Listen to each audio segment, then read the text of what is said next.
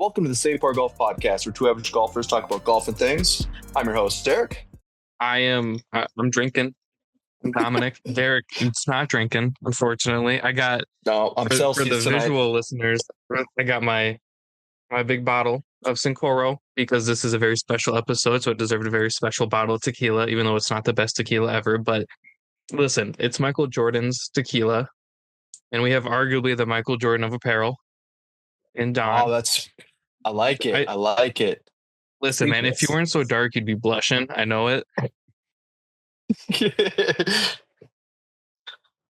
Well, anyway, speechless moments. Yeah. This is episode 178, and we have a very special guest joining us today, as Dom had mentioned. We're pumped to welcome Don, the founder of Kingsmen Golf, an awesome apparel brand that's making serious waves in the golf space.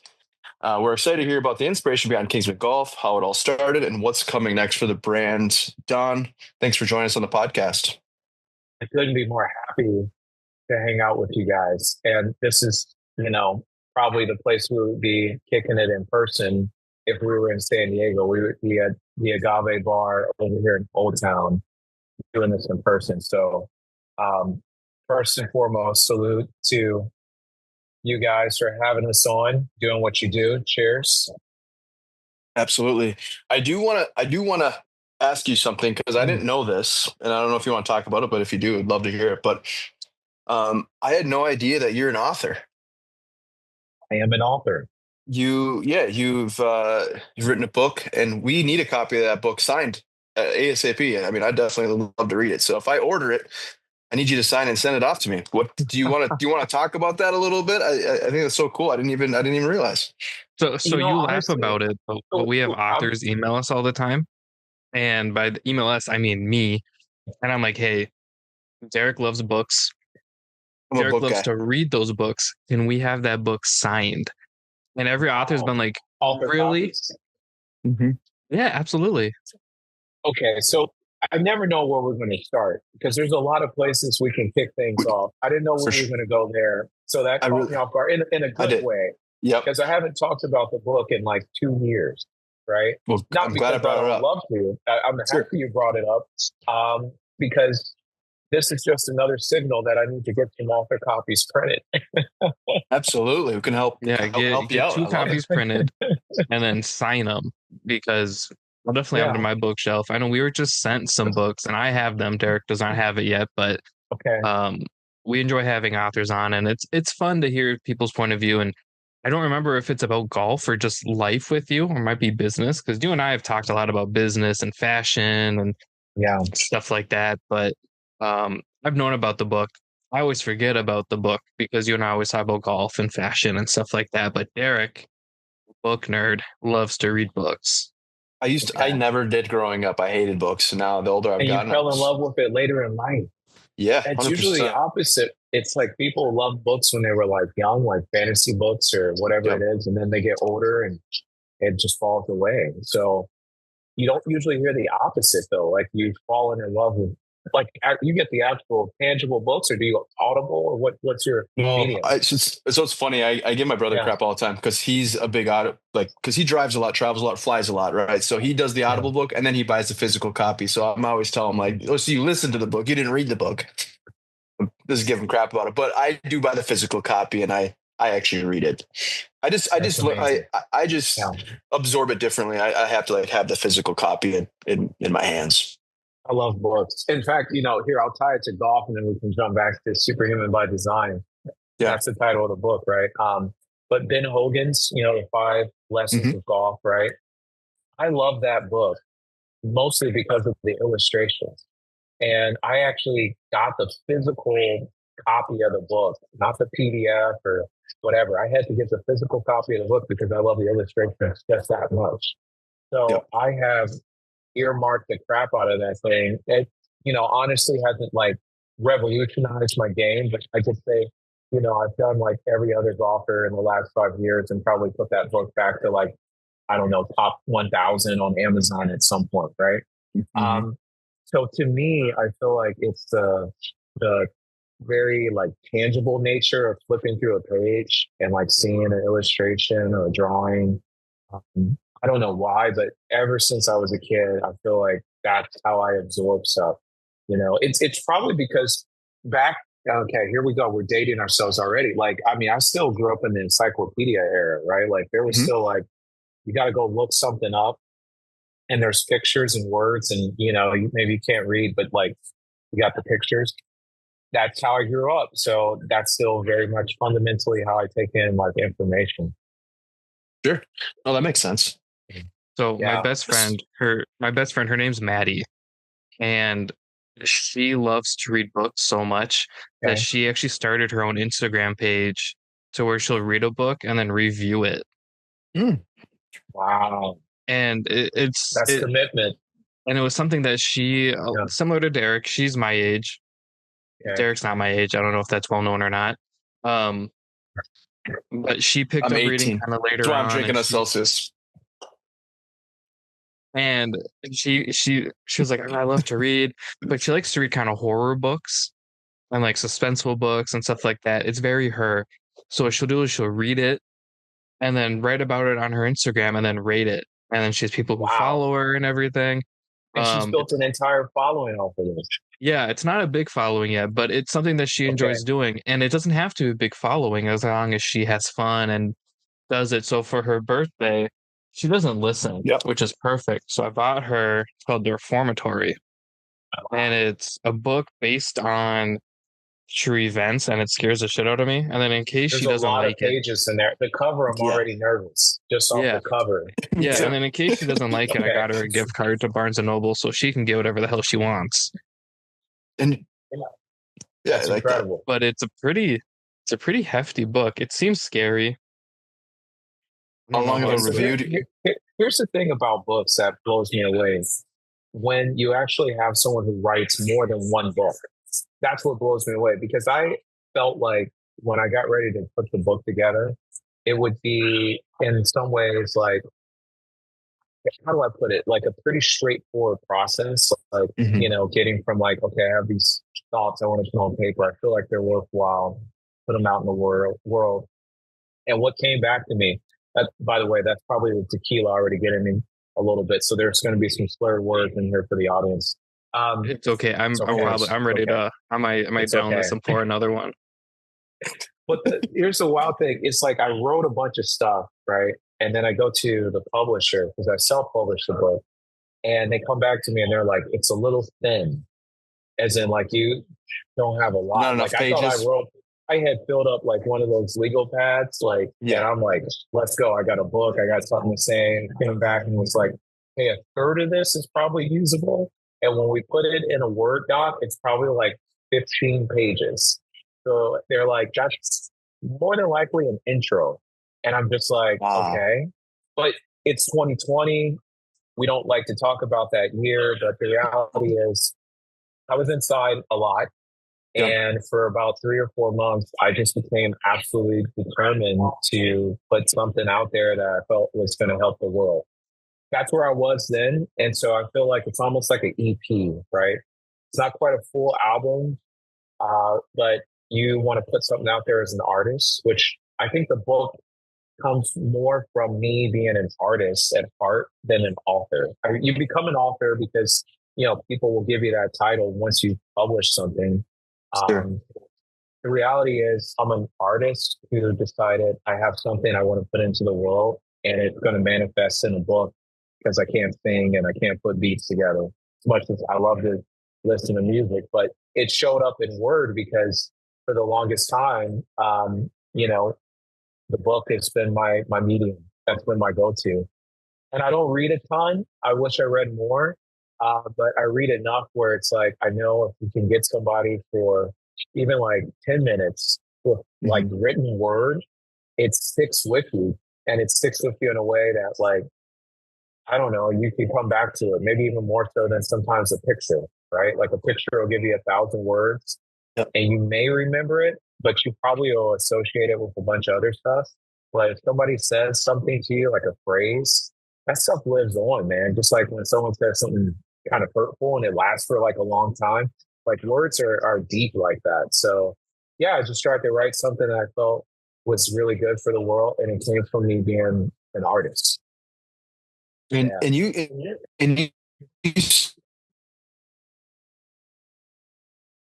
over Yeah, a couple maybe he thousand should be copies, correct? drinking. We did. Yeah, it was a few thousand copies that we sold, and That's incredible. yeah, it was probably to date we're over somewhere between 2,000 and 3,000 copies sold. So That's amazing. It was crazy because the first day we went live on Amazon, I could honestly I still can't believe it. I came back and there were like 480 something copies sold, and I don't know exactly how. I don't know if that was just like demand from like Amazon to have inventory in stock or like Barnes and Nobles to have it in stock. But we sold a lot of books, for me, for a self-published author who That's a nobody lot. knows. Yeah, Yeah. yeah. The proudest moment for me was probably when we hit like the top 100 for like new books in the creativity category on Amazon, which was like you're up there with like people who like, I mean, they're icons and they're dropping books that, they of course become best sellers, like Sellers, sure. New York Times bestsellers. Meanwhile, it was like I was there for like the day, but it was a glorious day. That's amazing, man. That's I'm so proud of you. That is so cool. Thank you.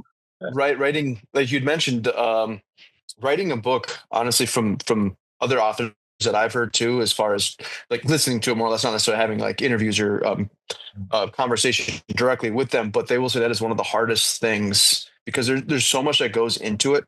And there's so many drafts, right? Same thing. Like I have this thing, I want to put it on paper. I do. And then all of a sudden, like, yeah, a third of it's really, really good, but you also are going to have to go back and switch some things up. And then it could take a couple of years to really put out a final copy. And then obviously there's a lot of costs that go into that as well. So good for you, man. That's awesome. And I just wanted to bring it up. So hopefully you didn't mind that I brought it up because I'm like, that's so impressive. You have such a great brand, and we'll transition and talk about Kingsmen Golf, obviously, but I think that's very impressive. Honestly, this is the perfect like way to transition to Kingsmen.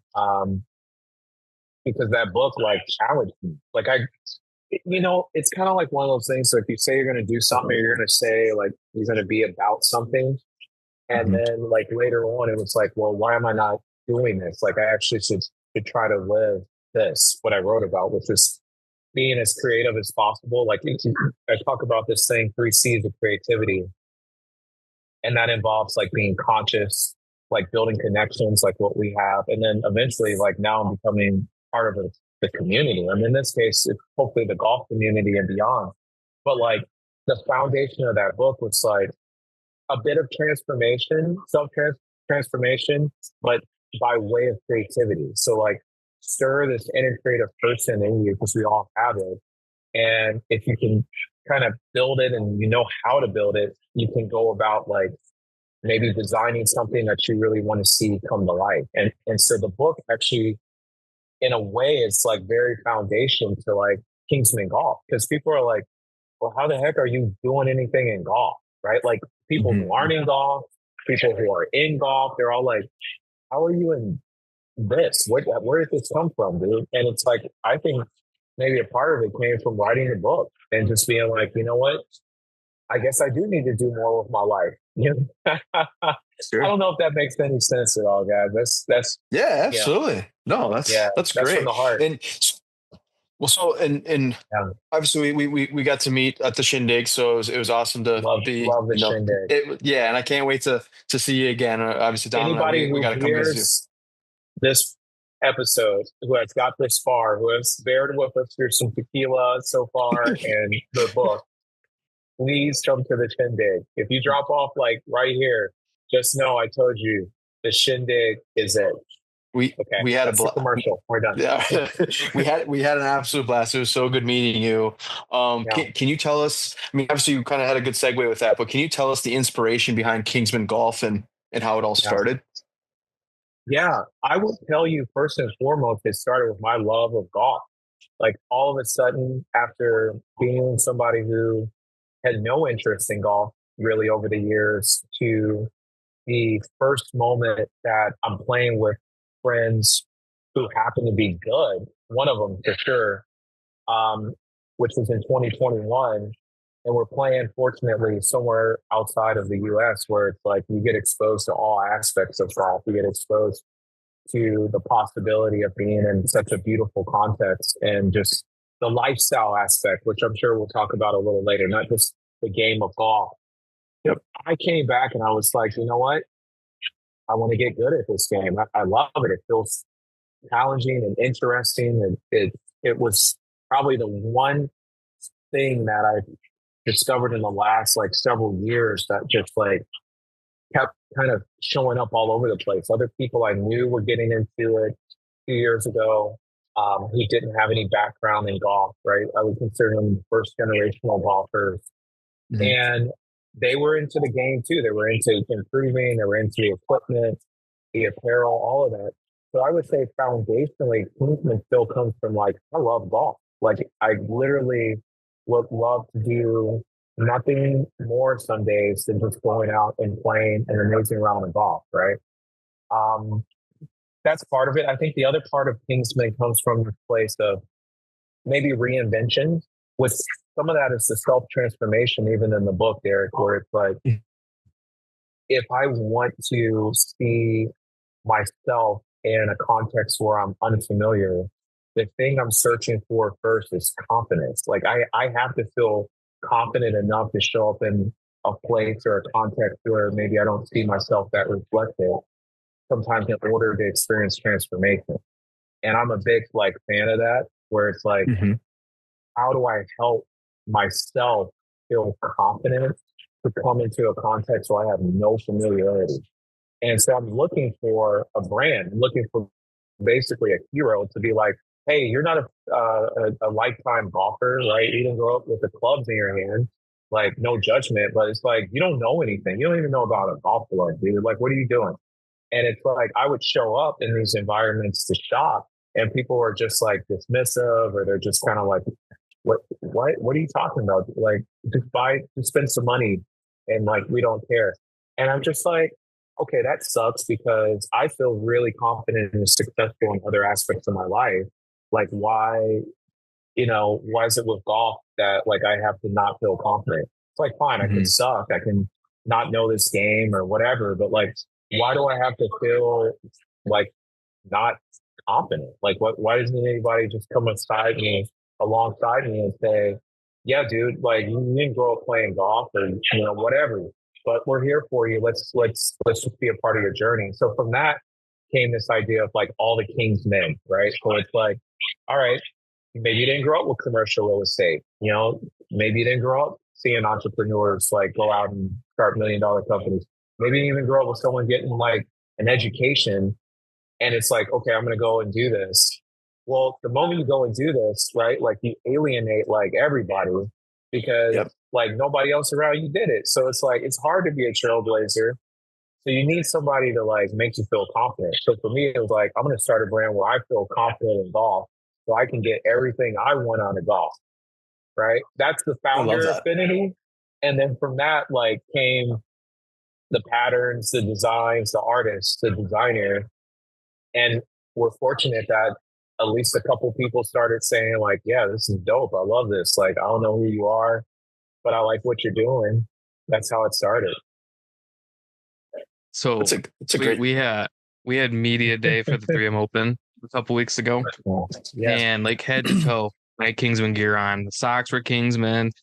I had my forest green Kingsman polo on. I'm proud of you, Dom, for that. I saw that. And the reason I wore it was because I had to pour a new glass, so I got a different one. Me too. We're good. But the reason I wore it was because I remember our first conversation where it's like, hey, it's meant to make you feel sexy. It's meant to make you feel confident. It's meant, you put it on and you want to feel confident in it. There's a clip of me that we put in our teaser for the video that comes out pretty soon. Okay. Yeah, it's coming out soon. And it's me topping my drive off the tee, but damn, I look good. And then you just see the most confident club twirl you have ever seen. Yeah. Ever. And you know what? Kingsman shirt, Kingsman socks. We're at the range, and I was like, Ty, you got to get videos. He goes, dude, I've already been getting you videos and all Kingsman gear. We're going to make you look like a commercial. So I filmed a Kingsman commercial for you for free, essentially. You got to thank our dude Ty I killed it on that. It's probably the best clip too, because I don't know if you were teeing up. It might have been in the fairway. I think it was like our second shot. Was it? No, it was off the tee because I had just eaten my burger. Oh, okay. So we were doing a little too. Yeah. Oh, go ahead. So go ahead. You're laughing, but like we had sliders. This is amazing. Yeah. And my hands weren't great, and I was like, we're just gonna go hit it because they're like waiting on me. I know that feeling. It went like 4 feet off the tee. And then the club twirled, and then I walked away and ate the rest of my burger. But the club twirl in the Kingsmen polo, I mean, that's it. It's you got your scepter, and it's like the degree has been made regardless of the situation, and you walk off with like head held high, like just like you striked it 310 yards down the fairway. Yeah. Like the issue is it's amazing. The issue is Ty caught the ball going like 4 feet to the right. It zooms in on it and then zooms in on me doing the club twirl. And I'm like, Ty, you didn't have to do me like that. Like, it was beautiful. Dog. I loved it. But then there's another clip that is beautiful. You see all the Kingsman gear on, and then you see me hit the most wicked slice of my life. And then you hear Derek go, at least the backdrop's nice. That's right. I love that one too. We had a great time. That's it. Yeah. It's so good. But I say all that because, obviously at the Shindig, we talked about it and we've talked about it a lot. Yeah. Your brand is one that has to be touched, has to be felt because it truly feels like nothing else on the market, when it comes to like the polos and stuff, because sometimes it feels very like polyester-y in terms of shirts. And then sometimes other shirts feel very like that heavy, thick, like 90s kind of cotton. And then yours is like right in between where it still feels soft like cotton, but it's more of you got it. Like an athletic textile fit and everything. And you put it on, you're just like, I'm gonna go shoot the worst round of my life, but you know what? I'm gonna have the time of my life. I'm gonna feel confident. I'm gonna feel great. I went home and I was still dry, which was great because it was a hot day, especially once that sun opened up. The moisture wicking was great. I was gonna wear white, but I didn't want to like be blown out. And somehow Derek and I conveniently matched, which was super cute. You did. But I honestly, I can't talk about enough. You hit the nail on the head with the name. You just feel sexy in it. You feel confident. I felt royal walking out there, just, green polo, black shorts, Kingsman socks, got my Jordan 4s on. Like it was a day. And then we got Ty out there. Literally another 10,000 people to say exactly what you said, Dom. And then, who knows what we can do? I mean, all types of amazing things will extend from the it'll be a Shindig week. Full week. One of the sponsors. We don't need a lot of people. Just another 9,000 or so that sound just like Dom right there, Derek. We're good. We're trying. We're trying. When you say Shindig week, I was out there for a week and I felt like a Shindig week. I was gonna say I have I bought the was it the Monarch, the lightweight jacket. Windbreaker. Yeah, the windbreaker. And that's something like I wouldn't normally buy, like just off the shelf. But man, when I felt that and I saw it, and I just loved, having the hood zipped up inside. Like I'm like, I love that. Yeah, absolutely. Yeah. The feeling of royalty, right? I not to go too far into this, but my theory, and maybe this is what's helped us survive for 2 years, which I would love to talk about that at some point too, just like being a business owner in this space, like trying to navigate. I know we'll get into that. Maybe I got some questions. Yes, okay, I got some questions for you. Yep. We still got a lot of juice in here. So those are passion questions. But I guess what I want to say really quickly is I think as a designer, people used to just buy products and the products would give them a feeling, right? Like that's what you've seen kind of like post iPhone, right? Post Amazon. It's like you could get the product, you could get it fast, and it would give you a feeling. But I think the nature of how things are in the economy now, just global economy, is people are just like buying feelings. right? Because there's so many products. It's like, when you look at like golf, there's like a million golf shirts. There's a million windbreakers. Like, why would you buy our windbreaker or our polo? So like, I think if you advertise and marketing, you're just like, buy my product, right? Like, yes, there is some of that where you're explaining what the heck the product is, but I personally feel like people buy feeling. Like people buy, like the shindig to me, like the reason I wanted to be there is because it looks like a feeling that I want to be a part of. So I'm going to spend my cash so I can have that feeling, right? Like I already felt it, and I hadn't even met you guys in person yet. Like I'm like running around, I'm all excited. And here comes Derek running up, looking like he just finished a marathon, all fit and in shape, and all this. And then here's Dom, sexy, you know. I'm like, Dom, you're strong, dude. Like, what the heck, you know? Like, you know, I'm thinking like, you know, Dom is like cuddling. I'm like, dude, Dom could like, you know, break my back, dude. It was amazing, and I'm just immediately like excited because I'm in the feeling, right? We've gone from meeting each other like this on a podcast to here we are in person, and I have just this feeling of community. I have this feeling of being in something, a part of something. You know what I mean? So I think today people buy feelings, man, and I think that's what we're trying to do with Kingsmen. It's like we're trying to offer you that feeling, and we want you to like get that feeling. So I love that. So can I show you something real quick? Please. It's like right there. I just gotta grab it. This is why we're on camera. Yeah. Careful, Dom. Careful, Dom. Don't fall. Dude, I'm in my room. It's fine. I mean, the issue is if I knock all of these over. Oh, so all the shoe boxes just go over? That's a hassle if those get knocked over. But your time was shopping on feeling. One of the days I was in LA, Raul took me shopping, which was an issue. That was a whole thing. And we went down Fairfax, we went down La Brea, we went down like all like the classic LA spots, right? Yeah. So we went to Metalwood, we went to Stussy, Undefeated, you know, all the shops that I love. I ended up buying stuff from Metalwood, Stussy. I didn't buy anything from Stussy, Undefeated. But we went to Carhartt Whip, work in progress. I don't know if you're familiar. So I saw this. Oh, look at that color. And I know my camera makes it look really dark. It's like a really light, like rose gold, pink almost. And I touched it, and he's like, "Are you going to try it on?" This is Raul talking. I'm like, I don't know. He told me the price. I'm like, no. Like, I'm on vacation. He goes, "Dude, you touched it and you lit up. And you can't get that at home." Yeah. And I'm like, "Okay, I'll try it on." And I tried it on, and he goes, "Bro, you just look happy." And I'm like, you know what? Let's buy it. I don't care how expensive it is. So I went home with this hoodie. This one I'm wearing is the same one, just yellow, because I ended up liking this one so much that I'm like, you know, I kind of want another color. And it was a feeling. It was an emotion. I put it on and I was like, I just feel happy. You know, I felt at home, even though we were thousands of miles away in California and LA somewhere. And it's one of those feelings that it's like, it's so hard to like describe to somebody.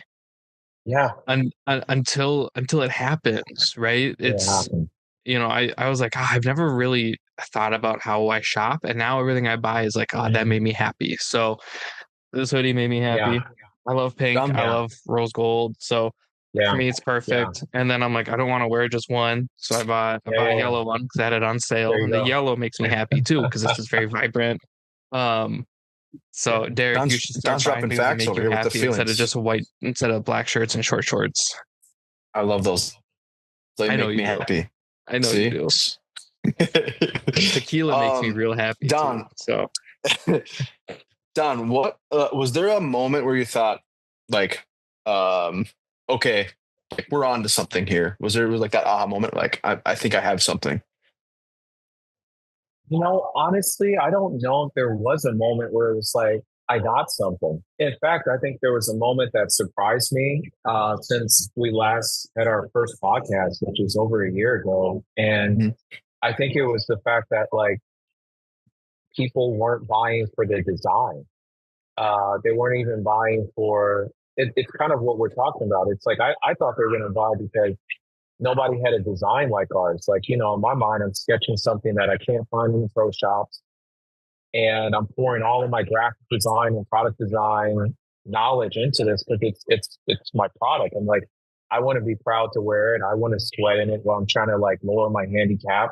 Like I want to go to sip tequila at a great bar and wear my product. So I'm like, in design world, like it has to be a really great design, and like people are going to love the design. And what surprised me, and I don't even know if it was an aha moment there, but I guess what really started to surprise me was like how people talked about how they felt with Kingsman. And I'm just, I don't even know if we're prepared for that now. Like, I think my business and the brand, it's going through the early stage, like shaping and hiccups and bumps because I wasn't prepared for everybody to like talk about how they feel with the product. I was prepared for like people are like, oh man, that design, like I want that look, right? And it's like there's a little bit of that, but like there's less of that, and there's more about like it feels like this, or I feel like that, and I don't know if it's been progressive or if it was like a moment, but it definitely became more clear this year.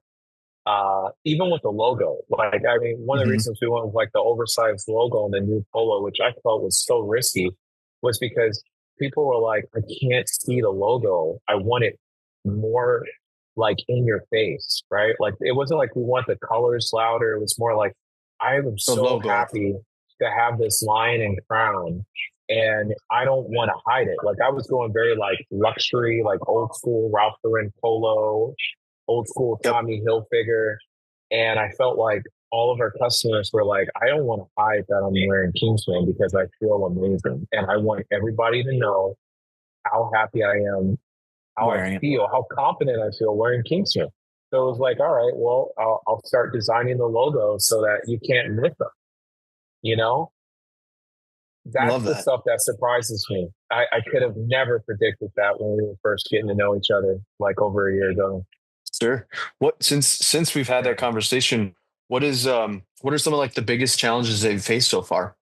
So before you answer that, Don, I don't know. I think before I answer that. Yeah. So I think I mean, obviously I got laid off. That's not new news to anybody, but working in the field I was in, my favorite thing was when companies would take customer feedback to heart. Yeah. Because at the end of the day, who are you without your customers, right? You know, the really successful companies are the ones who say, okay, what do the people who are wearing our products, what do the people who are buying our products think of them? And how can we improve it or make it better to cater to them, right? You look at brands like Nike and they don't have to because they're $1 trillion company. You look at brands like Under Armour, Reebok, they don't have to either. But working in the running industry that I was in, you look at brands like Hoka, like Brooks, like Asics, and the brands in running that have been doing really well are the ones like Brooks. Brooks is the number one. They run everything. And that is because they say, hey, what do we do well with? And then how can we improve it? And every year the customers are always like, hey, we like this, but this could do better. And every year that is the change that they make. And every year the customer goes, wow, they actually made the change to make the product better than I liked. And obviously there's going to be those people who go, wow, I don't like that. You know, there's always double-edged sword, give and take, right? Like there's going to be people who don't like how big the lion is. Yeah, I love it. But I like it too. It looks sick. But there's something beautiful about you saying, hey, I can do that. Let's try it and see what happens. Because a lot of companies are like, you know what, that's not our thing. We're going to keep doing the minimal stuff, which is fine. But I think golf is one of those things that I don't want to say you need to take risks. But I don't know too many companies that take customer feedback like that. So it's very beautiful to hear you say, hey, I had a lot of feedback on this. Let's adjust it and let's just do a little trial run. Wow. Because ultimately, if it doesn't work out, guess what? You can make that logo smaller and it, go back to normal. But kudos to you for doing that. I don't want to say taking that risk, but there's a lot of companies that would not even dream of that. That's a risk. Yeah, it's a risk. Yeah, 100%. Like, I mean, we don't know, right? Like, I mean, a year from now, it could be a different story. So you're 100% right. I won't even deny that to everybody who's listening. Like, it's a straight up risk every time I make a design decision because we're a startup. So if it doesn't resonate, then, we're sitting on 1,000 pizzas maybe, right? And as a small company, I know that could it thinks brands. So it is a risk. And I think that's part of the challenge, right, Derek? What you're asking, like one of the challenges is there's a few challenges. One of them though is like understanding customers within the community that we're building, right? Because the thing is, I guess the thing to share with everybody that would be interesting about this story so far is that just because you're a customer doesn't necessarily mean that we can like highlight that individual for their input. So it's like a fine line that we walk where it's like you want to respect every customer, their input. Hey, make the logo larger, make it smaller, put it here, put it there. But at the end of the day, like we're still trying to find our way as a company to serve a lot of people and serve like a bigger audience. And so I think part of the challenge is like not sweating nearly as much as I would want for every single customer. It's like it's just not doable because you also wreck the company that way, right? If one customer with crazy comments on Instagram just really wants to get after your page, or you got somebody who's like, hey, I should have got $1 million because I told you to put the logo here or whatever. He's saying like, no one's done that, but like, you can sweat it as far as possible. And then it's like at this stage in the company, we also have to move on. And so I think that's a challenge. I also think one of the challenges is starting to figure out like, how do we tell a story about feel, right? Because we're clearly swiping through stuff in 3 seconds, right? That's how our brains are kind of getting shaped right now.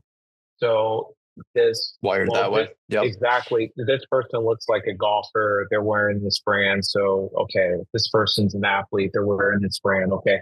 So we're like making judgments like at under 3 seconds. There's just judgments about everything.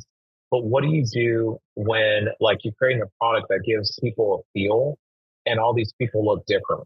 And I think that's where it gets really challenging is because like Garrett, you are you with your lifestyle. You put on the windbreaker, you feel confident. Dom is Dom. He puts on a polo, he feels confident. Two different guys, two different, styles, both enjoying the game. And people may say, well, I prefer Derek's look or I prefer Dom's look. And all of a sudden people are like, oh, I'm trying to like figure out what Kingsman is for. Like, who is that for? Is it for the black golfer? Is it for this type of black golfer?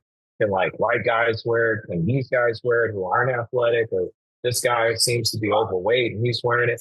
And it's just like the DMs are like lots of like, you should have these people wearing, this people wearing. And I'm just like, all right, I'm trying to build a brand where like, yes, you look great, right? Yes, there is an outward appearance that we're talking about. But what we're getting at is this feeling of confidence, this feeling you have no matter who you are. And that's really tough in the golf space because of the fact that we are so tied to visually, this golfer is wearing this brand and it should look like this. And I'm going to only wear like this brand because it makes me think, right? Like I'm looking like this person over here versus if I wear this brand, they're going to think this about me. I'm like, just be who you are. Like, just literally be who you are. If you are this person and that person, you guys are both wearing something that makes you feel that way, guess what that makes you? A fan. It makes you a community. Maybe you're like a freaking fan of a sports scene, right? You get 60, 70,000 people that show up at the Ohio State or at, a Raiders Nation. Like none of these people have similar lives per se down to the detail, but they're all fans because guess what? I feel a way with the Ohio State and I grew up in like Wyoming, right? I feel a way and I live in like freaking, I don't know, who knows, somewhere in the middle of like Hawaii, but I'm part of Raider Nation. Like we're doing something in golf that like, to me is being done very well in other sports, NFL, NBA, but like when it comes to golf, it's like, oh my God, this person who looks like they're overweight and they're wearing your shirt. And I'm like, yeah, they're a badass, or this person doesn't have a great golf swing. I don't know why I'm doing that voice. It's probably the tequila, but it's like, who cares? Who cares? And I'm like, if you care about that, there's about 300 brands for you to go and buy and be like, hi, I'm trendy and cute. Please like me on the golf course because I'm wearing the latest thing that this blogger told me to wear. I'm like, great, that's fine. That's just not how I roll, dude. Like, how I roll is everybody kind of has this shared feeling, and it doesn't matter how you look. It really doesn't. This is music, right? Like if you're feeling, this artist, if you're feeling hip hop, if you're feeling it, how do you feel? You show me how you feel, and we're not worried about this. You know what I mean? You show me you're feeling that music, and for the most part, the community will embrace you.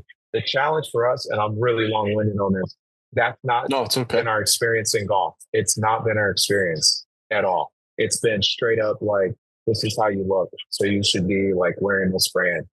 I'm breaking that. We're breaking that, or we're going out of business. I really hate that you said Ohio State and then the Raiders, because Greg is going to go absolutely ape shit. I went deep.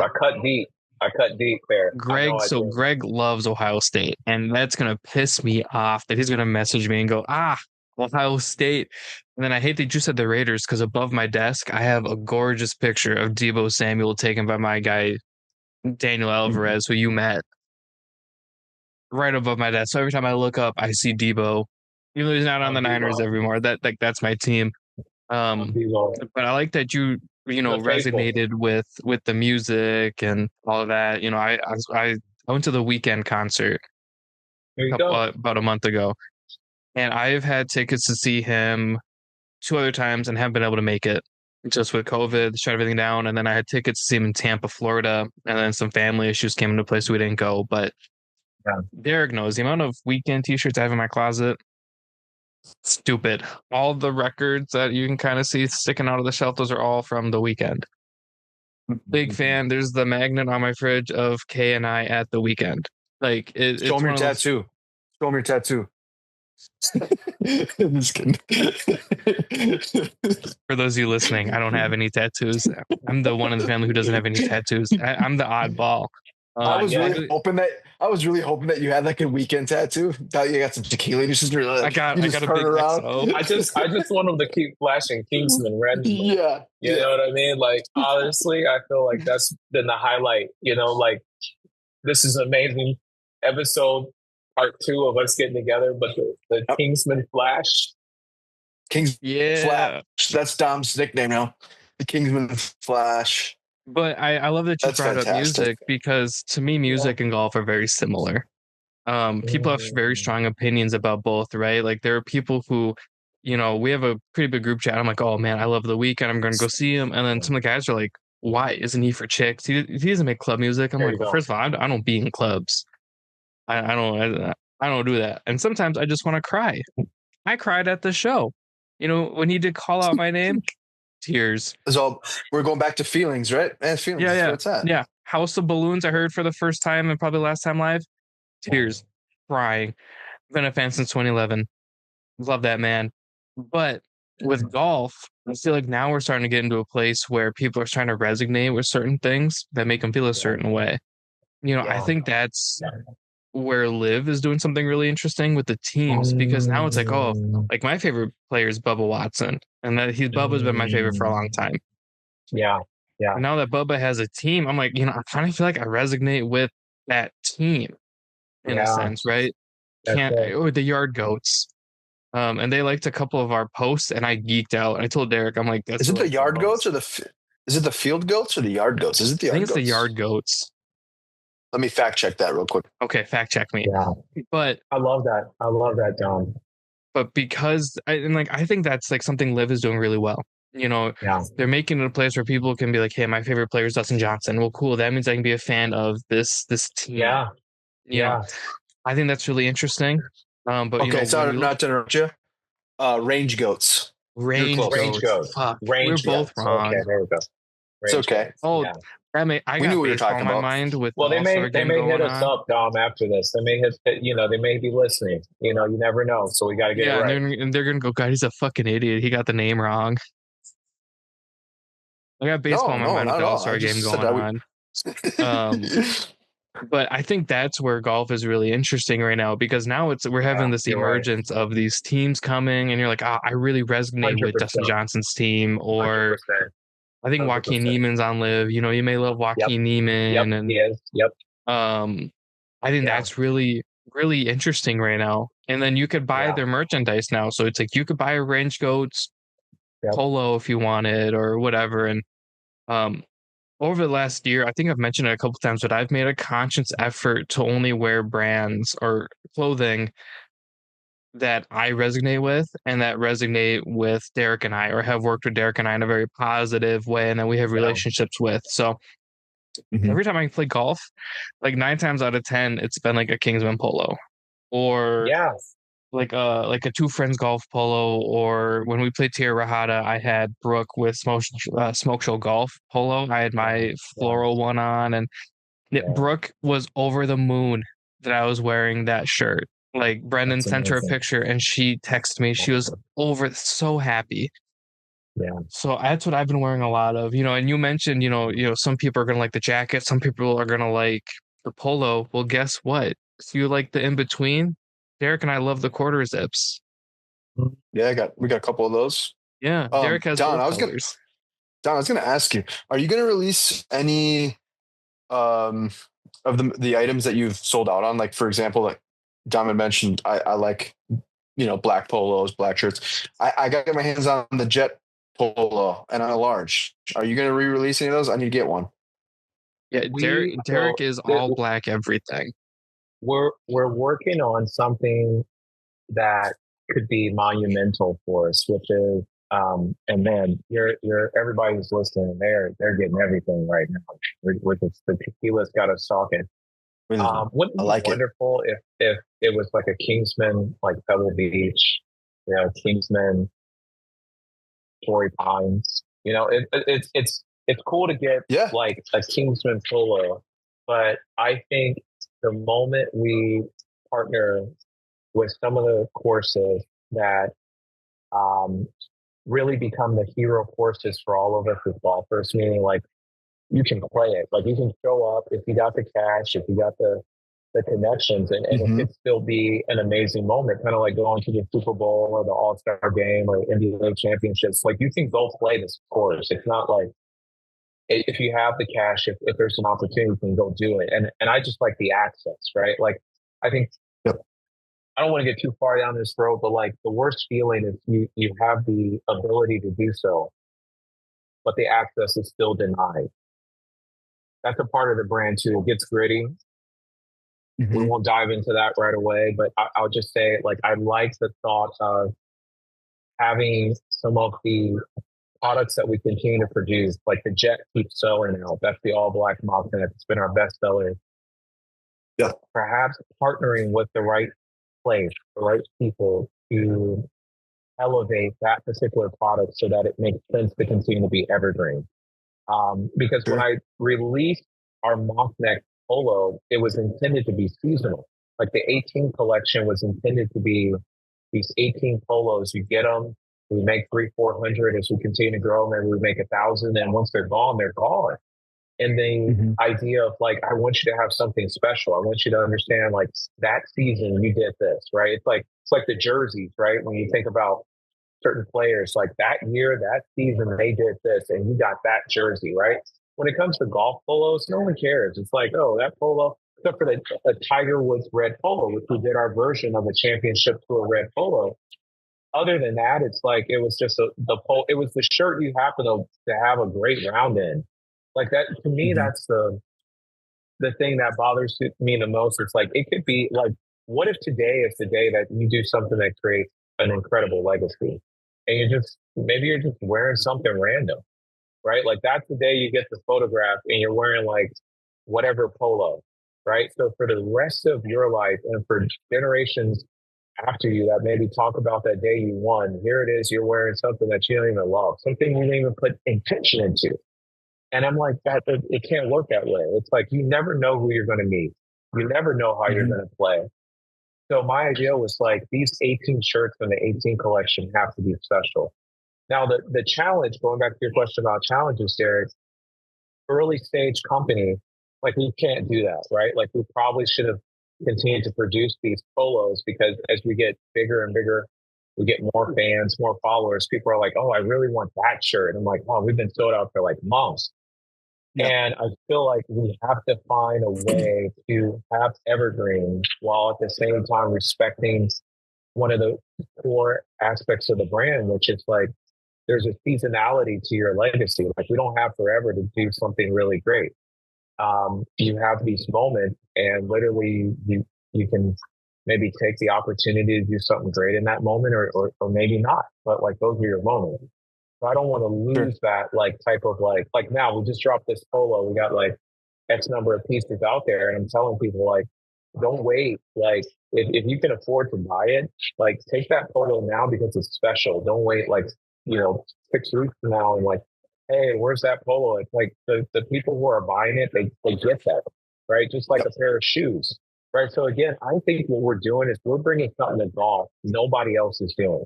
No one's bringing that type of aggressiveness to seasonality, that type of limited edition to something special. You got to look at like accessories. You got to look at like Scotty Cameron with putters. You got to look at shoes. No one is doing that in the apparel space. Nobody, not even close, right? Nothing where it's like you can feel that you have something that's going to be special and, could be a story. But we will have that black polo coming back. How it does and when, it's just a matter of time. It's not an if, it's just a when. When, sure. And I was going to ask you, kind of mentioned, highlighted two of the other pieces. So obviously the new polo that you have right there, that's the nightcap, correct? Which is kind of what we're doing, a nightcap. God, it's sexy. I love, you and I know, I love purple. I know you do. We had a royal purple, and then I came back with this. Yeah, can you show it, Dom, so everybody can see? I'll find it. Because people are like the purple shirt. This is a lavender base, but it's the beauty of being in my bedroom is I know everything else. There it is. So you can see our royal. That was our royal purple royale is what we call it. But that's a royal purple color with a gold. I came back. Nightcap to me is like it's just got that rich, like what I call eclipse. It's like a deep, almost indigo color for the logo and the trim. And then it's lavender. So it's like a little bit of this like lighter kind of a garnish on your drink, if you will. Right. So we've just been hanging out. This is literally what I would have wore at the end of the first day of the shindig. Right. Like we play around, we're kicking back. I've changed from my all black polo to like, now we're doing this. And it feels right. It just makes sense. That's amazing. And can you tell us a little bit about the 18 collection? Yeah. So with the 18 collection, I wanted to stick with the signature mock neck collar, which is, I would say, a higher collar than your blade collar. Some people joke with me that sometimes, if I go with like an all white version of this collar on a black shirt, it looks like you're like a preacher or something like that. Yep. I don't know. Yep. To me, I feel like it's, and I'm touching this shirt because it's so sexy. I'm sorry, guys, but it does have that feeling on you. We need like a button for like Dom to flash the Kingsmen, man. That's just I know. Yeah, there we go. Dude, I love these shirts. It's so good. So taller collar, right? Signature hidden placket with the hidden buttons. And actually we changed the buttons for the new shirt. I'm wearing like one of the samples where you have like a traditional button, but we're doing snap buttons now. So it really like gives you like that really super clean look. I love the snap buttons. A lot of people don't know that. I didn't know that. But the 18 collection is all of this style. So this is our most popular style. Nobody has a mock neck collar. Something that feels formal and casual all at once. You take all the buttons down. You got your chain out. It feels like you're chilling, like old school. And if you button it up, you feel a little bit more formal. You feel like, all right, I'm coming to the first tee. Like, here we go. Let me clean up a little bit. Let me feel a little sharper. And you can button it all the way to the top if you want. So 18 collection, in other words, is really meant to help you take it one swing at a time at each hole. Each hole is its own journey. Like when someone designs that golf course, you're thinking cohesively about the entire journey, but you're also designing something very unique for each hole. And to me, what better analogy to seasonal polos than the designers who are thinking about the entire course and how each hole is unique, the bunker placement, the elevation of the greens, the undulations, how the tee boxes stage, like working with the landscape. That could translate, I feel like, into how we think about polos. So we have some tried and true polos. We have some crew necks. We have quarter zips. We have things that, yeah, those are essentials. They should be part of your wardrobe. But when you get something from us and it's the 18 collection, oh, that's special. That is a special. And people treat it that way. People feel a certain way when they have the 18 collection. Yeah. Like you had mentioned, that's something that really nobody else is doing. And I think it's, nobody. I love that. Yeah.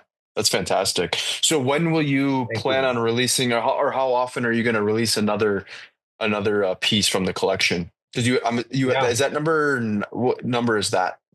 We're into number 7. This is number 7. 8 and 9 will be here in a couple of weeks. Okay. And we'll have our front 9. So we'll have the Dandy. That's amazing. We'll have the Jet, the Marquez, the Purple Royale, the Duke, the cream shagreen, which was a very, very popular shirt. And now we're into the nightcap, the Purple Royale, phenomenal shirt. And then the Golden Tiger and the Blue Mosque are the next ones. Okay. Don, if you want a couple of models, Dom and I will we'll do each hole. We'll do a new polo to kind of encapsulate the whole 18 collection, right? So we'll have Ty video. He'll video us, and each hole will switch shirts. The big vision is we get. I love that we're talking for 18. But I love this. I can see it. Like, imagine you two are like part of 18 guys. And maybe, I don't know, it's just you two wearing, just changing and doing all of them. I love that too. 18 shirts. Like, I mean, I think what would be insane is like, we're doing this podcast and we're on like 3 or 4, and the next year or 2 years from now, and we literally have our first all 18 collection. That's what I'm saying. That's why. And we like reintroduce the capsules, right? That's like here. I think we're creating something. I'm telling you, that would be amazing, man. That would be. I'm gonna keep that in my notes on my iPhone. That's for sure. Okay, we got to make that. We got to make that happen. I know it's down the road, but that would be a really cool reel for sure. For sure, it would be very special. Yeah. Can you tell us about what's your personal favorite piece that you've created? Ooh. Great question. That windbreaker is special. It was really challenging to make the windbreaker.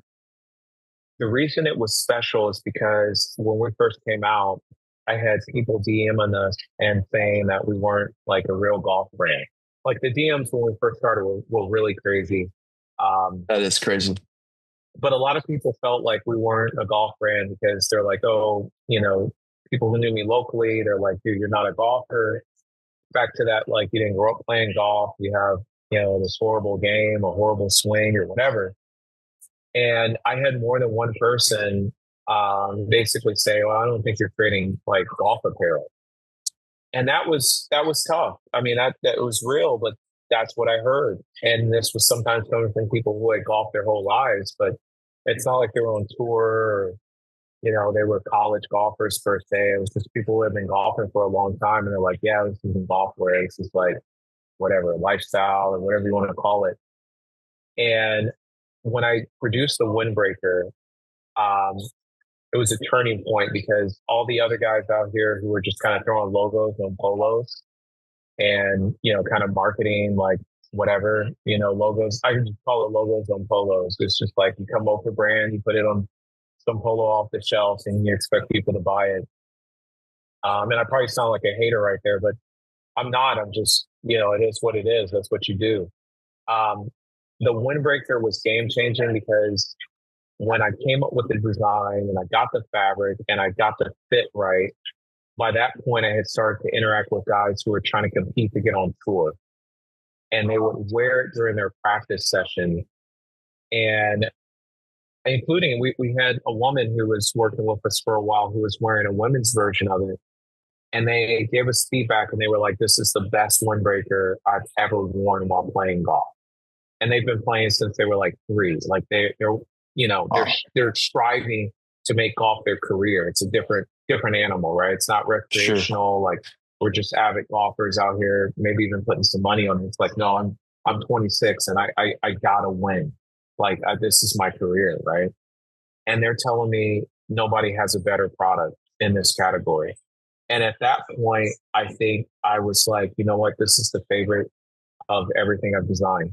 Like I love the polos, I love the colors and the patterns and everything I've created, but to create a product where someone who is trying to be the next generation of golf feels absolutely empowered to do what they do on the daily to help promote themselves and grow their career.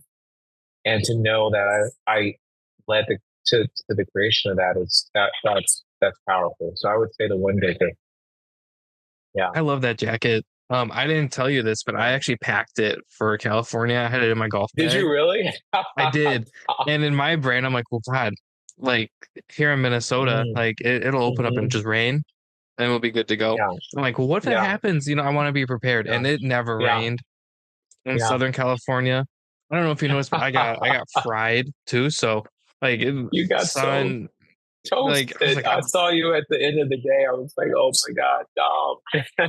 I know, it was from flying my drone around. My ankles got sunburned. And that was like the worst part because then I had to go home or I go to my Airbnb and try to sleep.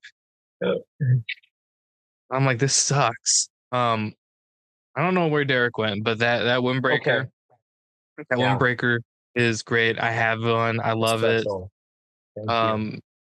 Yeah, I mean, it's one of those things where I want everybody to get that windbreaker. I literally want everybody to buy that windbreaker. There have been instances where it's like I'm playing golf and my favorite course is up north in Minnesota by my cabin. It's a casino course. It's Fortune Bay. It's the wilderness at Fortune Bay. And we were playing one year and it just opened up and just rained. And I'm like, God, I wish I had a jacket. And then you brought out the windbreaker. I'm like, this is perfect. It's a great weight. It's super lightweight. It packs up real small. Obviously, it's not packable. Absolutely. Like it doesn't fold up into itself. But you throw it in your golf bag, you don't even notice it. So whenever I go on trips and I bring my golf bag, it's in my golf bag, just for in case. And like Derek pointed out earlier, the hood zips away. I know some people don't like stuff on their shoulders or whatever. Yeah. Clearly, I am. Yeah. I'm used to it. Yeah. So like, there's no real hood thing, but yeah, I mean that jacket it's gorgeous, and that's why like I ordered it. And you're like, God, you can either get refunded or wait, and I'm like, well, I'm gonna wait because I don't want to miss out on it. We had to make so many more because the demand was like really crazy, and the challenge with cut and sew, Dom, is like by the time you make more, the season changes, and so the demand goes away. So they're sitting for a while. So, I mean, there are things that I know we can do better as we grow. But one thing I know that we have to do is we have to deliver the best product that we can. It's got to be a product that like people want to talk about. And if we don't do that, then, I mean, there's nothing really for us to really build on because the brand is only right now to me as strong as like the product, right? Like if the product's really good, then people start to associate that with a brand. And they're like, okay, what brand is this? Like, what brand is making me feel like this? Oh, Kingsmen. Okay. Well, I'll double check for Kingsmen next time if I remember. I gave Ty, our videographer, and I don't know if you know Ty. Ty does 1-8 visuals. He is Roger Steele's videographer. He also is Roger Steele's caddy every now and then. Okay. That was right down the road from me in Minnesota. That's super cool. Okay. I gave him one of the polos you had sent, and he's like, is this from Kingsman? And I'm like, yeah. He goes, dude, this is like gorgeous. So he is the one of all the people playing the instruments on it. I can't remember the name. Oh, the Duke. The Duke. The Duke. I didn't even name the Duke when I was going through the list of the 18. Yeah, the Duke. That's special. That pattern, doing that pattern from scratch is special. So I gave Ty that one, and Ty was like over the moon to have something. Okay. And he's like, "Is this Kingsman?" I'm like, "It is." He goes, "Dude, this is sick." And of course, Ty, you know, strong black man. Yep. He's like, "This is great." And of course, I was like, "God, I'm hoping he wears it on media day." Of course, he wore his 1/8 visual one. Obviously, he's at work, so like it makes sense. Yeah, but at work, I can't wait for him to wear it one day. Yeah. And I'm gonna take a picture. I'm gonna send it straight to you. But he was thrilled to have a Kingsman polo in his collection that he could wear. So the brand has legs. You're getting out there in a very organic and way, and the correct way to go about it, right? I hope so. Looking back at it, would you start Kingsman again, knowing all of the stress and the sleepless nights and everything? Wow, what a question, man. I really hope people are still listening, because that's a great question. Would I still start Kingsman all over again with everything that has been required and what's going on? Wow. Especially with the current climate of the world and everything. Yeah. And, you know, because it's so different from, you know, when you started in 2020. You know, it's been a long 5 years, but also a very short 5 years. Yeah. I mean, I guess the reason that question is so hard is because when I started the brand, the idea was legacy. That was the core of it, which meant it would carry on beyond me. And it would help other people carry on, you know, beyond, you know, maybe just themselves to the next generation. And I think it's also a hard question because as much as I love golf, I mean, you know, golf is a life sport. And I mean, we all know that, you know, some of us could get really good in a short amount of time and then you get really bad. And some of us can only marginally get better. And, you know, there's a lot of life reasons that golf could be, you know, great or could not be great. And I still love golf, but I can argue that there are days where I feel like for all the hours that maybe I've put in, there he is. Maybe I'm not as far as I want to be. Would I still start it again? Wow, so hard. Let me say this. There's a couple things I want to say. One is, you know, for me as a creative, as a designer, as an artist, I think a lot about like, if I wasn't here to do this thing, to like make this thing, would someone else come in and do it? Right? Would someone else come up with it and produce it? And so I don't know how to describe this as a creative, but there's this feeling of like, if I'm given the ability by God to do it, then I should just do it. And if it works, it works. And if it doesn't, it doesn't. But my responsibility is like to go ahead and create it. Going back to like Derek asking me about the book, like I didn't write that book because I was like, oh, I'm going to be a New York Times bestseller. I'm going to be this amazing author. I wrote the book because I didn't see anything like it out there in the world. And I was like, I want to give this to people because maybe it can help people. It came from a place of like, I just really want to give something good to the world. So with Kingsman, I think what goes through my mind is like, I don't know what I would wear if I didn't have Kingsman on. So even if the company crashes and burns and fails, I would say I'm still happy I created Kingsman, and I would still do it again because I don't know what I would have worn over these past couple of years. Again, going back to confidence and going back to like, I challenge every listener to be like, give me one brand that literally says to you, like, you're just getting going in your golf journey, right? And we recognize that runs parallel with like trying to do anything in life, right? Like trying to get better at something, Duolingo, right? And it's a brand where it's like, we want to come alongside and make you feel confident, right? Back to like Lily from Duolingo, like we have to make you feel confident because you're going on a journey. And I can't think of a brand that is there for me like that. Like what brand in golf is like, hey, I'm with you as you're doing this for the rest of your life. As you're trying to get good, as you're trying to pass it maybe to your next generation, Like what brand is doing that? And until I see a brand that really is trying to do that, I can't regret the last few years. And they've been really tough. It's really, I mean, everyone knows trying to be a founder or entrepreneur is really tough, but it has been really tough to the point where like there are days where, I'm just being honest with you guys. I've wrestled with like, should I be doing this? Am I doing this for selfish reasons? Is my ego in this too much? Should I be doing something different for my family? Like I had a kid since I started the company, right? We had a kid in the past 2 years, and I'm like, is this the right thing? Like, am I going to look back and be like, well, I should have been earning a lot more money doing something else during these years? But I guess I would say, with that question, yeah, I do it again because I've met incredible people. Like I would have never met you guys, and I've met you guys. I've known a lot of incredible people. I played some amazing golf courses. I've been, able to play on like random days during the week when I know like people are like working, like really working to like earn something for their family. And I'm like on the golf course and I'm playing, and I can't believe I'm out there. And I'm around people that have generational wealth. I'm around people who have money being made for them and they can like play golf, or, they're in a position where this is lifestyle to them. It's not, I'm out there playing a round of golf like it's the best thing I can do in my life at that moment. They're playing a round of golf casually, like this is their lifestyle. And to be in that context next to somebody like that, for me, it's very exhilarating.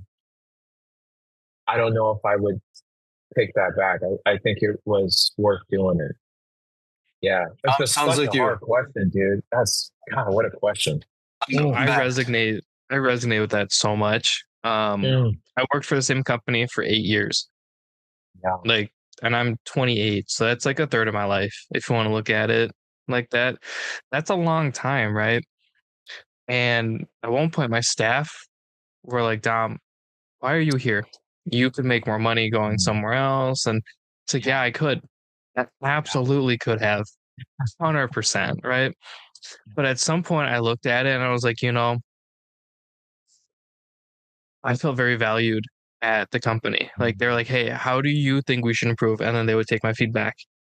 And then the fact that they put me in charge at multiple different points in my life, and I'm like, there's an element of trust and faith, and just me feeling like I was wanted by them for so long. And I was like, stuff like that is hard to put like a monetary amount of money on. Could I have made more money? Yeah. Did I want to be just another corporate cog in the system? Not really. That's what I'm struggling with now, trying to find a job. It's like I don't want to end up in like a cubicle somewhere. Not that there's anything wrong with that, but that's not quite how I envision my work life and my work. If I'm working 40 hours a week somewhere, I want to enjoy it. I don't want to be miserable. But they were like, with the closings and everything, would you take it back? And I said no. And they were all like, why not? And if I didn't work there for 8 years, I wouldn't have gotten to manage wonderful people. There was a family where I was manager for the brother, and then sent him off to college. He now has 2 degrees. He's got a master's degree from Mizzou in journalism. He's a badass sports writer, man. And then his younger sister came work for me. Same thing. Sent her off. She got a full ride to Purdue. She's going to work on airplanes. And I'm like, that wouldn't happen if I left. And then I've got, they've now graduated and now they're getting married. But I had 2 amazing women, college age girls that worked for me. And watching them just grow and struggle, and then all of a sudden they graduated, and then that weight was lifted off of them, and just showing them, hey, work can be a safe place. You can come in, you can do your homework. Just make sure you do work stuff too. Yeah. That's an experience that like you can't put a money amount on, right? Like you can't put a money amount on growth. You can't put a money amount on growing within a certain area or whatever. Yeah, it's unfortunate everything happened the way it did. But at the same time, it's like I wouldn't have had that experience if I left. And I wouldn't have met those amazing people, those amazing women, the amazing men, and you know, the amazing companies I got to work with. I wouldn't have that experience if I left. Yeah. So you saying you would start Kingsman again without, you know, even through all the trials, the tribulations, you know, I figured you would say that, but I also, knowing you, I knew there'd be a not a long-winded explanation, but a very It was long-winded. in-depth explanation on it. It was raw. It was raw and long-winded, but it was honest. It was honest. It's something that a lot of people are going to listen to and go, you know what? I feel the same way, and they just never thought of it. Yeah. You know, and I've had a really hard time not working because I feel like I don't know what to do with myself. You know, I'm doing Legos like every week just to like keep my mind busy. I've been drinking, so chrysanthemum. I've got a chrysanthemum on my desk. Not to interrupt you, fellas, but I thought I had my USB or my portable charger plugged in this whole time, and it didn't. So my battery died. So I'm almost out of time here. So I apologize. Okay, bye. Time goes so fast. It feels like it's been like a half an hour, and I know it's probably been like an hour. Easy. It's like an hour and a half. I just wanted to say that though I missed Dom's question, but it sounded like it was really deep. But I do want to. I'm a firm believer. I think everything does happen it happens for a reason. And I think kind of like I was in Dom's situation several years ago. I'm much older than Dom, but I think all of that knowledge and all of that time that you were doing is going to propel you into the next career path, you know. And I think you were doing that for a reason. You learned a lot of valuable lessons, and I think the same thing with talking about your company. I didn't hear the whole question, but if something went down, to restart it, there's so many things that you can take away from what you learned. Maybe the do's, the don'ts. You know what I mean? So I think, like I said, I didn't get to catch the whole thing, but I just wanted to touch base on that. And again, not to jump off and cut you guys short, but like I'm about 2% right now. I literally thought I was charging this whole time, and all of a sudden it's like, I'm like, oh no. So so I apologize. Dude, but just go stand at your kitchen counter. What? Just go stand at. You act like I don't know where your outlets are in your apartment. Well, I was trying to find the one that was that has the regular USB, and I have like the lightning fast one. So, but it's already at 10:30. Oh no! There he goes. We didn't even get a chance to do I've been saving a drip, Dom, just so we can finish strong. I've refilled this like 4 times. Okay, we're in a good place. I'm in a great place right now. You know, I probably can't afford anything else right now. I probably need to sell some more shirts today. Well, if it makes you feel better, I just ordered a polo and a shirt. Are you serious? Yeah.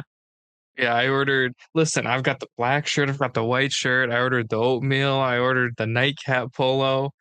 So. Oh my god, dude! I'm so happy to be here today.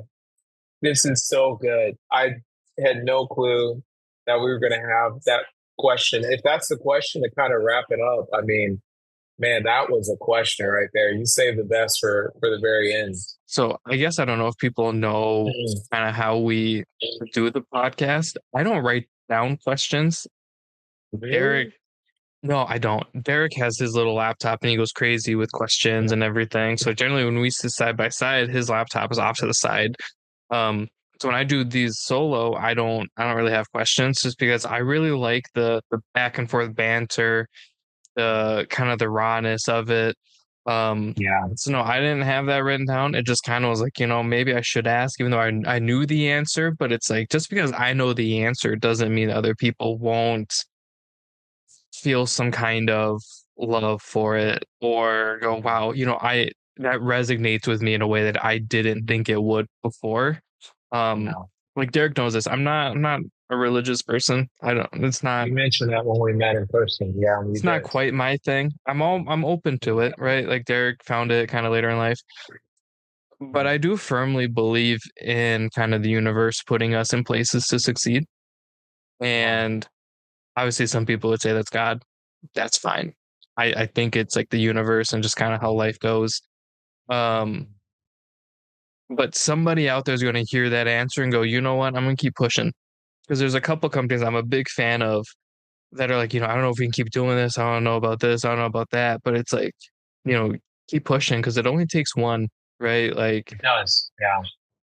Derek and I have had a lot of conversations about the podcast, and we're like, we're not growing like we thought we would. And I'm like, hey, day one, we said we want to be organic. And day one, we said, doesn't matter how long it takes. As long as we keep having fun, it doesn't matter. One clip goes viral, great. But the people that listen to us on a weekly basis are the same people that message us every week going, hey, that was great. Keep doing it. I type out Greg every week. Greg is going to fact check us. He's going to go, hell yeah. He said Ohio State, go Bucks. He's going to say boo Michigan, but he's going to use different words than that. But it comes down to kind of just that organic growth that everybody wants, but nobody wants to take the time to grow from. So obviously in your case, it's a little bit different, right? Because you have to buy all the stuff and you got to market it and you got to do X, Y, Z. But it's one of those things where it's like, I'm sure the first time when your polo sold out, like that feeling, it's like a drug. It is. Yeah. And I think the feeling is more about like, if I am not doing it, who's doing it? I wish I saw more people who were passionate about making something that truly meant something to people. Like I think I'll say this, and then I know we probably can land the plane, but I saw this like random YouTube story on Ping and like how Ping like came to be, right? And I didn't know the story of like Ping, the like guy who like he came up with. That wasn't his name. I forget the guy's name, crazy enough, but like he came up with Ping and he came up with it in his garage, like kind of the way like I don't know, like a Wozniak and Jobs or like working on like freaking boards in their garage, right? And he came up with it and it was organic, arguably, right? Like he was making these putters for people and kept taking off. And anyway, like because of this one person kind of creating a better way to putt, like he was just like, I need a better putter. Want me to make something. And it worked out, right? Years later, who knows how many millions over how many decades off of one guy saying, you know what, I really want to see a better putting experience. And I guess I'll call it Ping because I like the sound it makes, right? And it's just like, well, if he didn't do it, who else was going to make Ping? Like maybe someone else down the line would have come up with a different company, a different brand that has this style of putter and makes this sound and becomes a multi-million-dollar brand. Maybe, but maybe he was the guy. So I think part of it is believing like, maybe I'm creating something where it's like no one else can create that.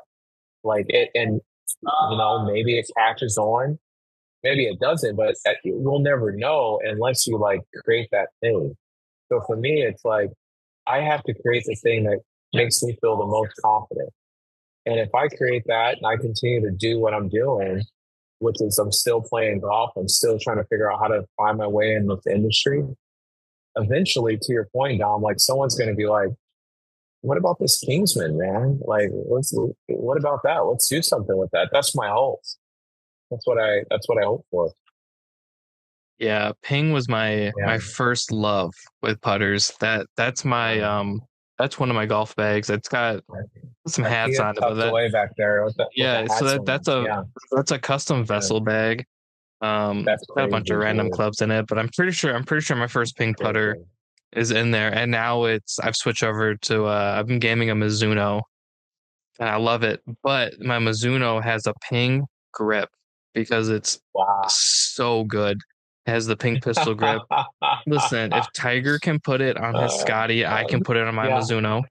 And that's exactly, I actually had it regripped at the Shindig with grips on the go. Or not grips on the go. I'm sorry. No, cross it out. Custom sticks. No, custom sticks. Yeah. Sorry, I just want to make sure we get that right. Yep, custom sticks.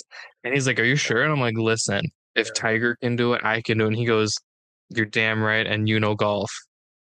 And I was like, hell yeah. So he threw that Ping grip on there, and it's been money ever since. But there's a lot of entrepreneurs out there that don't take that step. They don't even take the first step. And it's like, well, if you don't put yourself out there, you don't know what you have. So true. So regardless of failure or just, being extremely successful, step one is still the same for everybody. And I commend anybody who takes that first step because it's scary. I texted Maddie a little bit ago, my friend who reads. Bad way of wording that, but she does read. And I said, hey, I'm just proud of you for putting yourself out there because that's not who she is at all. Yeah, the book reviewer. The book reviewer. It's at Batty_reads. BATTY reads. Yeah. And because she's not the type of person out there, she's very private. But I'm like, hey, I'm proud of you. Yourself out there. I'm like, hey, I'm proud of you for taking that step because a lot of people are like, no, that's stupid. I won't do that. But it's like, if you like it, do it. You like designing clothes and you like golf. That's a pretty easy thing to get into, but you also don't like putting logos on polos and putting it on the shelf. Yeah. Yeah. I feel like that's a bar. It is. It's a great bar. Honestly, I feel like at the end of the day, the one thing I know I don't regret is putting myself out there and putting the brand out there. And, if people want to throw stuff at that, to me, it's fine because at least I put myself out there. And that's the issue right now is like everybody is in a way just trying to like feed off of like what someone else is doing, right? Like we're all trying to chase like influencers and chase like whatever somebody else is already doing. And I think it's better to like put yourself out there sincerely. I'm grabbing the check here just because I know I need to behave, but El Campo I think it was Campo Golf, CAMPOL, Campo, threw the L in there because the tequila. Campo. I met the guy at the Vincente, and I loved it. Like I didn't even need to know about the product. I love the brand. Why?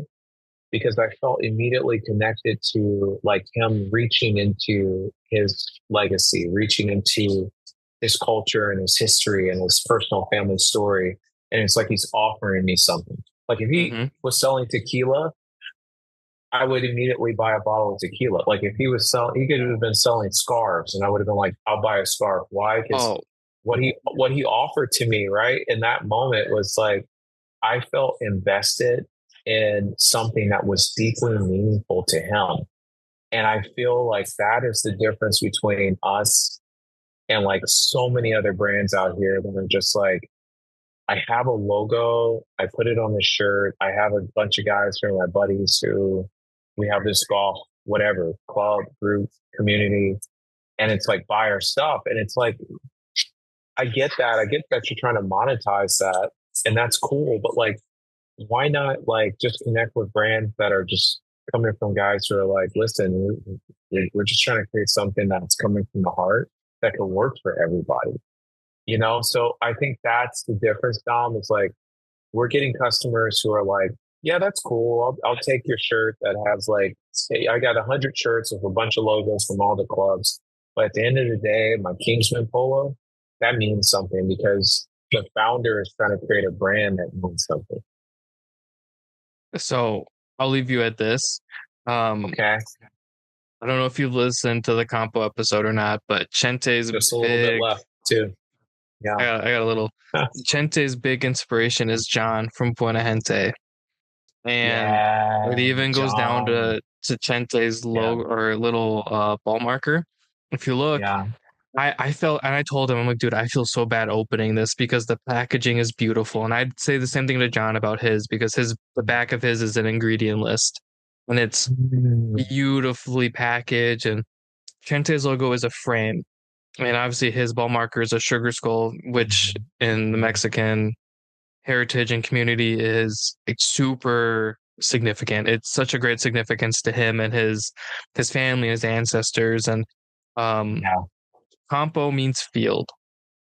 And he has it named Campo because golf is for everybody, just like a field is for everybody. That man, so good. That was the first time we met him in person as well. Yeah. He was like the nicest person, and was just so happy to be there, just like you were. Again, watching him talk about his brand and his company and being local is exactly what we wanted to do.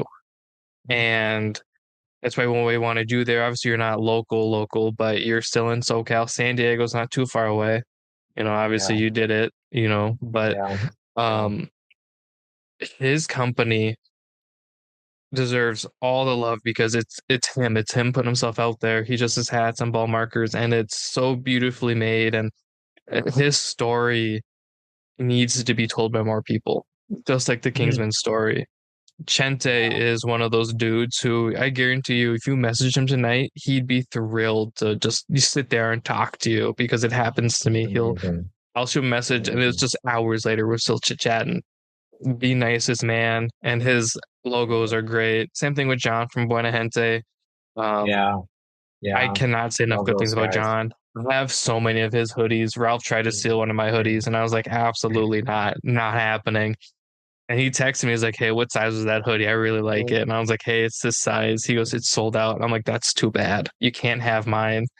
There's so many great companies, and they all have the one thing in common that you have in common. You put yourself out there. You took that first step.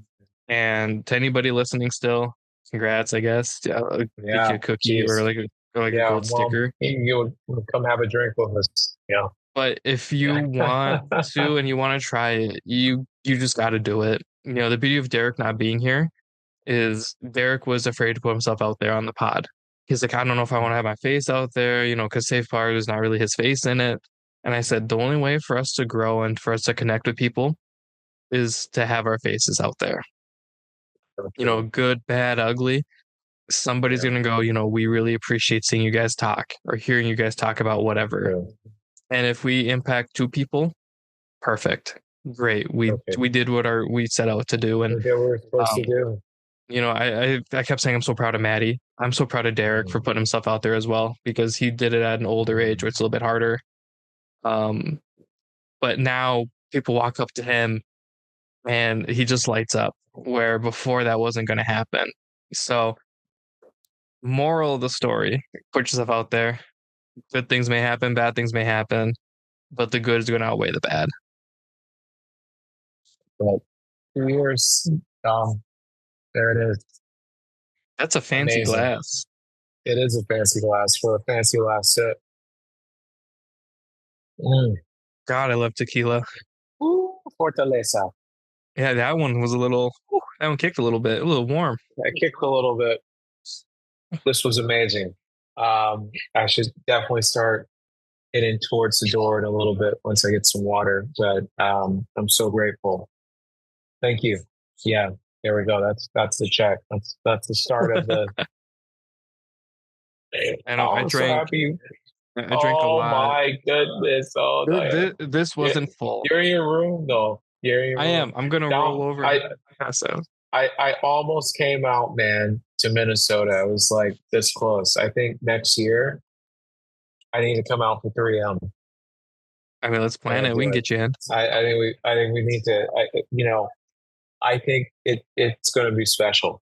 That's what I'm thinking. Yeah, we can get you in. We have. I set it up so we get media passes every year, so Derek and I can go all week. And the 3M is very generous with us, and they're like, "Hey, do you guys want to have a guest? If so, who?" And we can see if we can get them a ticket. So it won't be hard to get you.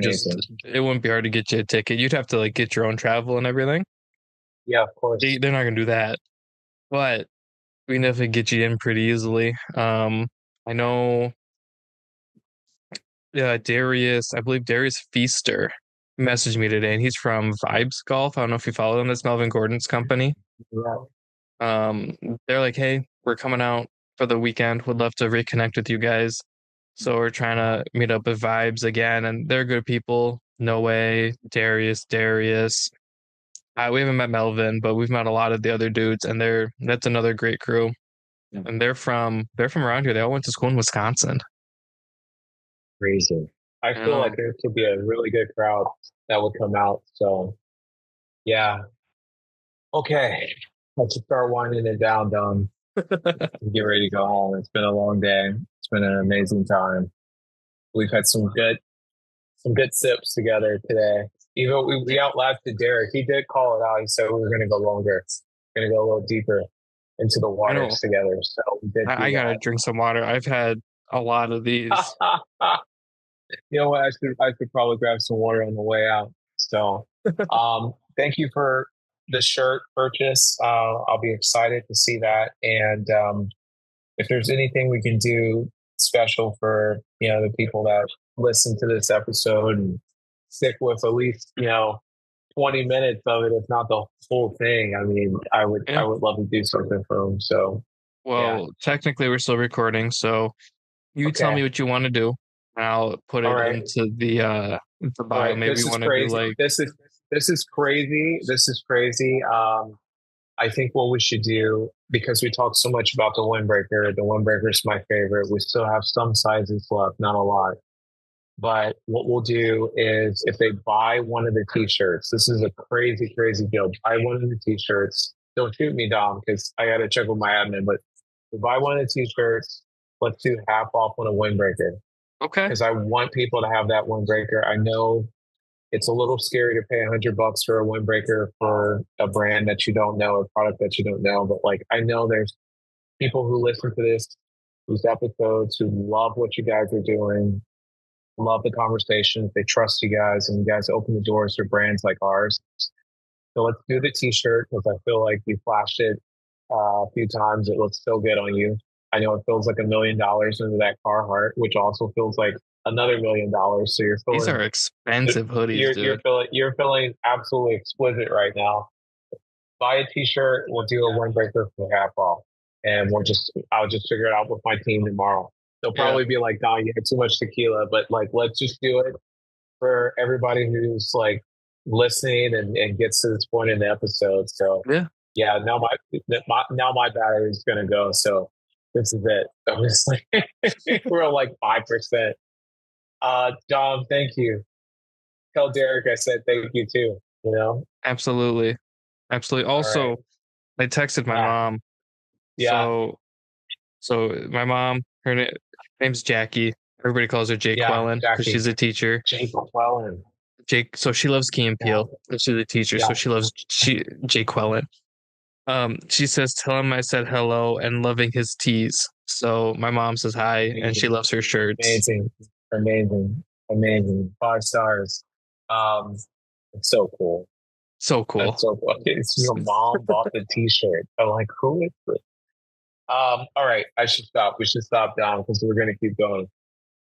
Love you, brother. I'm sure we're going to see each other soon. All right. Can't wait to see this episode. All right. Absolutely. I would say get home safe, but you're there. We're just going to roll over. Dude, it's the beauty. I got to call a car. I'm just going to roll over and pass out and take a gummy and just like die for a few hours. Dude, we need an episode just on gummies. My goodness, man. Gummies are saving us. I've been staring. We'll leave it low. We'll leave it. All right, I'm going to go. Dom, thank you. Appreciate you so much, bro. All right. Thank you. All right, we'll talk soon. See you later.